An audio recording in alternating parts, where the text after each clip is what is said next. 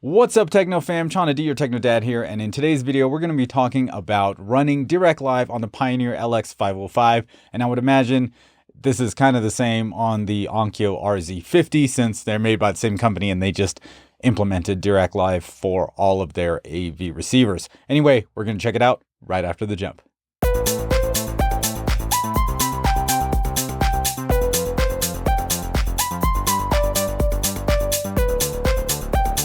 I've always loved going to art galleries when I lived in LA back in 2005, but I really just couldn't afford any of the artwork that I was seeing, although that is something I wanted to do. Fast forward to the present and enter Masterworks. So what does Masterworks do? Masterworks acquires multi-million-dollar paintings with their own capital. Then they file the painting as a public offering with the SEC, which allows them to securitize the painting. Masterworks is making fine art accessible to everyday people like you and me by being able to purchase shares of iconic pieces, much like you were buying shares in the stock market. Masterworks then holds the art for 3 to 7 years and sells it at auction. The Masterworks platform is easy to navigate. Log in, scroll through the artworks, select your favorite, and invest in art today. In October of 2020, Masterworks sold Banksy's Mona Lisa for an annualized return of 32% to their investors after acquiring the piece only 1 year prior. It's important to note that contemporary art pricing outpaced the S&P 500 for the last 25 years. With over 325,000 registered users and a valuation of over $1 billion, Masterworks is making a name for themselves by making it possible for everyday people like you and me to invest in fine art. So join the community and check out Masterworks at the link below. And I am back. Now, before I begin, I want to give a big shout out and thank you to all my patrons on Patreon. I don't know anybody at Onkyo or Pioneer, so I had to purchase this AVR. So thank you guys, my patrons, for making this series of videos possible with your contributions. And if you would like to directly support the channel and make it possible for me to make more videos and get more gear like this Pioneer LX505 in, make sure you check the link in the description and become a patron today. All right, so when I heard that Dirac Live was going to be in the new Pioneer and Onkyo receivers, I was super excited because, you know, the barrier of entry for Dirac was pretty high, like $3,000 plus for certain AV receivers and preamp processors that have Dirac Live room correction. So now in the case of the Pioneer LX505, which I paid $1,500 for, we now have Dirac Live at I would say a mid-tier price level for an AVR. And the AVR itself also processes 11 channels, powers 9, so you can run a 5.1.4 Dolby Atmos setup or 7.1.4 if you have like an external amplifier added on top. And this is one of the room corrections I have yet to try in my room. I've tried a whole lot of them.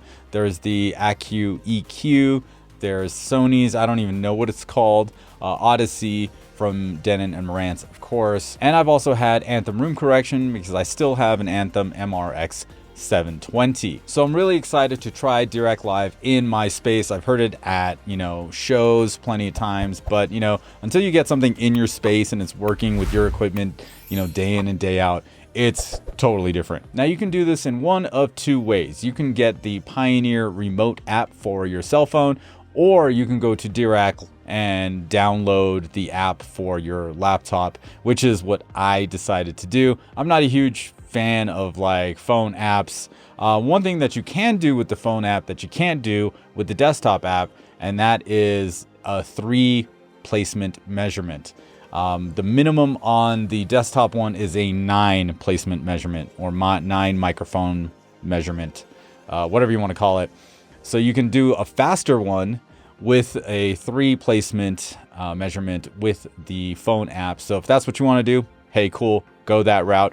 If you want to just do the regular 9, you can use your laptop. And the other cool part about the laptop is you have the choice of using the mic that came with the AV receiver, or if you have a UMic 1 connected to your laptop, you can use that instead. So, better quality microphone, better results, I would say.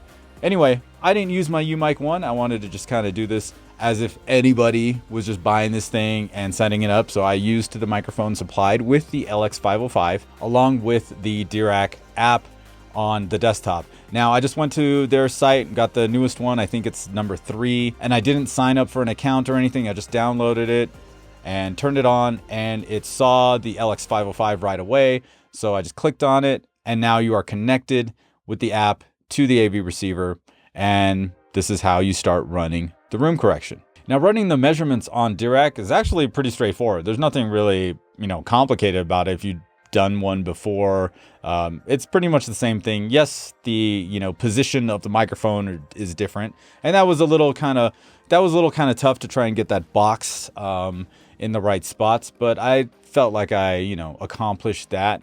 And afterward, it'll go through all the speakers, right? It'll measure all the speakers from all the positions and all that kind of stuff.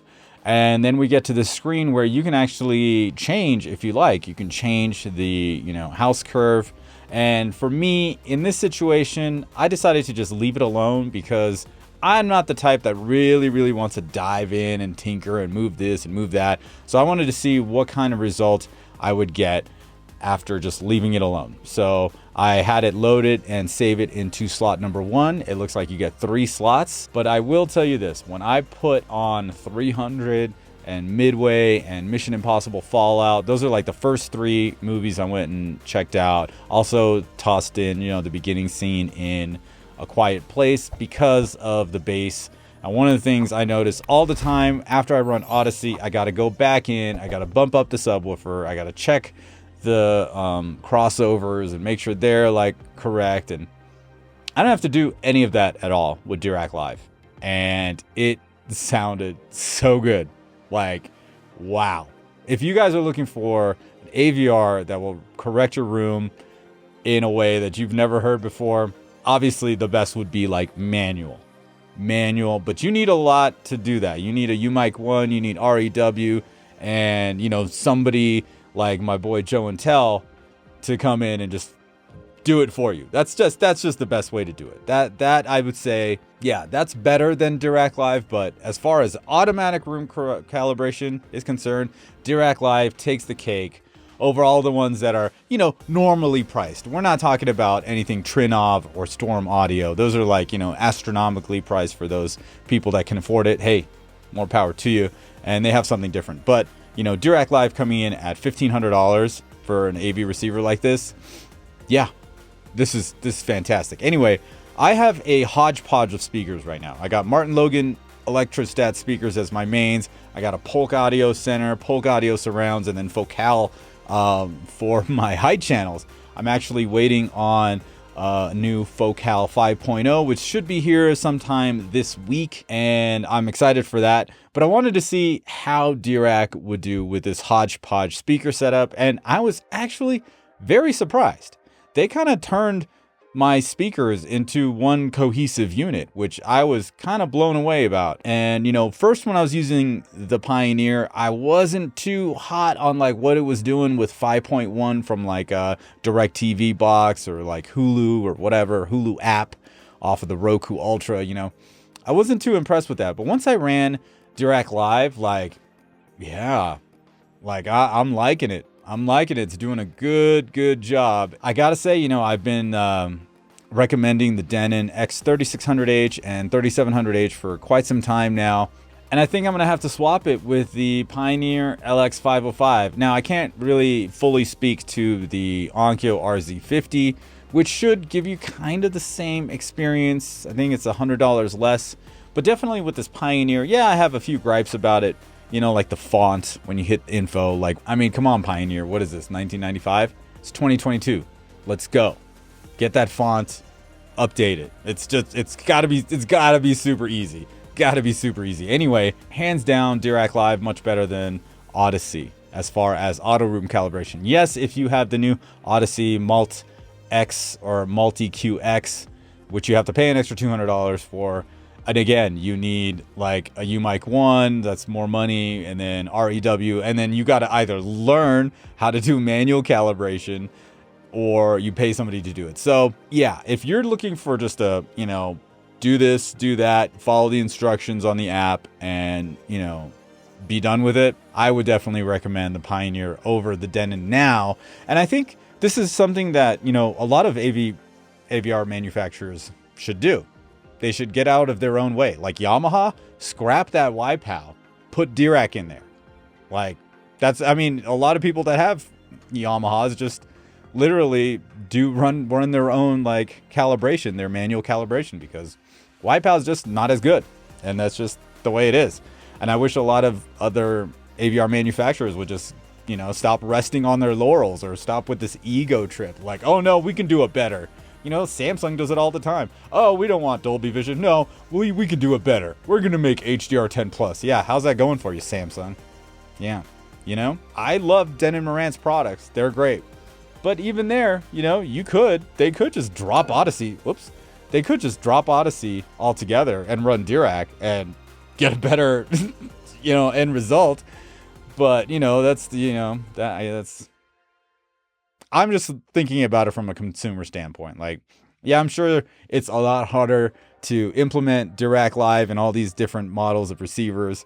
You know, the one thing that the Pioneer LX505 is missing is, you know, Oro 3D. I would like that in there. So, you know, if, you know, Denon Marant's added Dirac Live, then I'd be good to go.